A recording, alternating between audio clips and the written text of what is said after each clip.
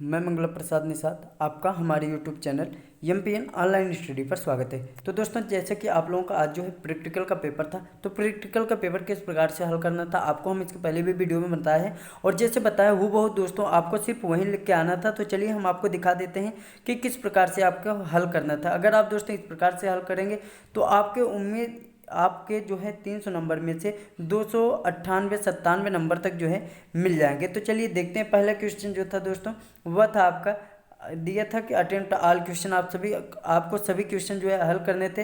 पहला था दोस्तों कि मतलब जितने भी इस जॉब को बनाने में जितने भी टूल और इक्विपमेंट की ज़रूरत थी आपको उसके अंदर लिखना था। दूसरा था राइट द जॉब सीक्वेंस, मतलब किस प्रकार से आप जॉब पर कौन से सीक्वेंस से किस प्रकार से क्रिया कर रहे हैं उसको लिखना है।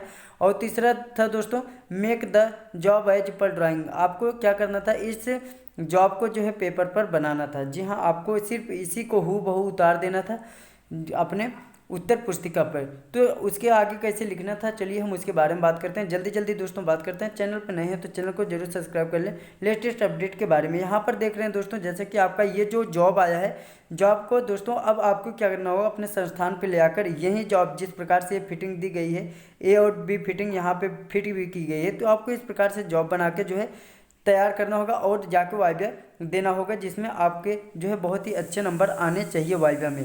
तो चलिए देखते हैं दोस्तों। यहाँ पे आप देख रहे हैं +-2 दिया गया है टॉलरेंस। इसका मतलब क्या है दोस्तों, तो इसका मतलब है कि इन दोनों फिटिंग के बीच में जहाँ पर हम फिट करते हैं अगर +-0.2 का टॉलरेंस मतलब अंतर आ जाता है तो भी कोई दिक्कत नहीं है। तो इसका यह है। तो चलिए हम देखते हैं आपको किस प्रकार से लिखना था दोस्तों, उसको देख लेते हैं। वीडियो पर लास्ट तक जरूर बने रहें। तो दोस्तों ये था आपका, आप देख पा रहे हैं, इसको हमने यहाँ पर उतार दिया। अब हम किस प्रकार से लिखेंगे उसको देख लेते हैं। उम्मीद है कि आपने भी इसको उतार के रखा होगा। उसके बाद अब यहाँ पे देखते हैं दोस्तों, इस पर क्या है कि सबसे पहला जो हेडिंग रहेगा हमारा ऑब्जेक्ट रहेगा। ऑब्जेक्ट में क्या था दोस्तों, हमें फिटिंग बनाने का अभ्यास करना था, अर्थात हमें फिटिंग बनाना था। तो एमएस साइज जो होती है दोस्तों वो होती है mild steel size. Mild steel size मतलब हम किस प्रकार से टुकड़े को प्राप्त कर रहे हैं। तो हमें 2 भाग में बनाना था, भाग ए और भाग बी। तो दोस्तों 45 mm का हमें फिनिश साइज चाहिए, तो मटेरियल साइज थोड़ा ज़्यादा रहना चाहिए।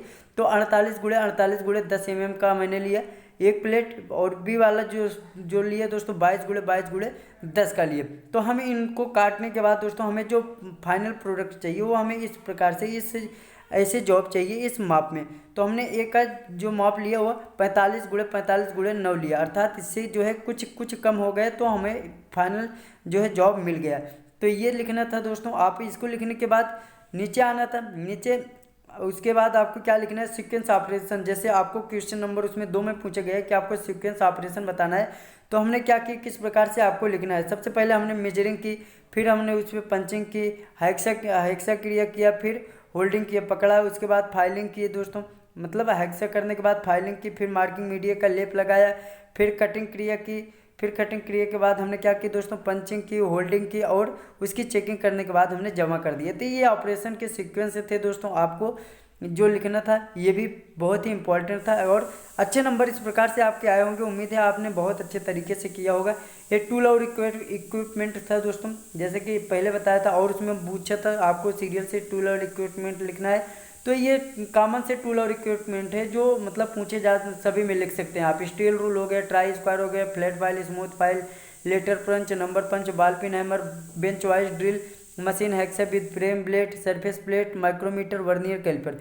तो दोस्तों ये था टूल और इक्विपमेंट जो हमें ज़रूरत थे इसमें, तो आपको ये लिखना था। उसके बाद आपको कार्यविध में क्या करना था दोस्तों, कार्यविध में आपको क्या करना था, आपने किस प्रकार से उसे बनाया वही लिखना था। जैसे आप इसको बनाओगे, जॉब को बनाओगे दोस्तों, तो उसमें क्या करोगे, सर्वप्रथम मैंने ड्राइंग के अनुसार फ्लैट से दोस्तों 2 टुकड़े प्राप्त कर लिए, ए और बी, क्योंकि ए और बी हमें बनाना है, तो ए और बी 2 टुकड़े हमने प्राप्त कर लिए। फिर दोस्तों क्या है, जॉब को फिनिश करके उस पर मार्किंग मीडिया का लेप लगाया, तो उसके ऊपर जो थोड़े ज़्यादा जंग रहते हैं तो उसको हम फिनिश करके चमकीला करके उसके ऊपर मार्किंग मीडिया का लेप लगाते हैं। फिर उसके बाद जब मार्किंग मीडिया का लेप सूख जाता है दोस्तों, तो डार्ट पंच और बॉल पेन, हैमर, स्क्राइबर की सहायता से हम उस पर ड्राइंग के अनुसार क्या करते हैं दोस्तों, मार्किंग कर लेते हैं। मार्किंग हो जाने के बाद हम उसको धूप में रख देते हैं, सूख जाता है, और फिर जो अनावश्यक मटेरियल रहता है ड्राइंग के बाद उसको हम क्या करते हैं, काट कर निकाल देते हैं।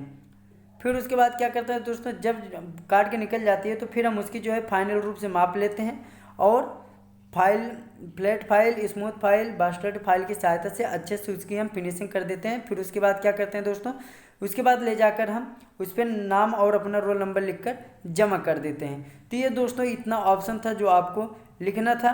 और तो दोस्तों हमें उसके बाद आपका आखिरी जो हेडिंग आएगी वो जरूर ये लिखना था सेफ्टी प्रिकॉशन, मतलब आपको क्या क्या सावधानियां करनी चाहिए उस जॉब को बनाने में। वीडियो पर लास्ट तक बने रहिएगा दोस्तों, तभी आप अच्छे से समझ पाएंगे।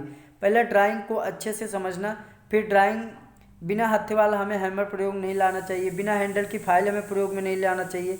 तो ये सब प्रयोग है दोस्तों जो हमें शॉप के अंदर सबसे ज़्यादा जो है देखना चाहिए। मार्किंग टूल को कटिंग टूल से हमें अलग रखना चाहिए, फर्श पर तेल न गिरा हो नहीं तो चोट लग जाएगा, बिजली के वायर ना कटे हों। तो दोस्तों ये सब सावधानियां हैं जो हमें लिखनी चाहिए, और उम्मीद है कि इन सबको मैंने पहले भी बता रखा है तो आप बहुत ही अच्छे से लिख के आए होंगे।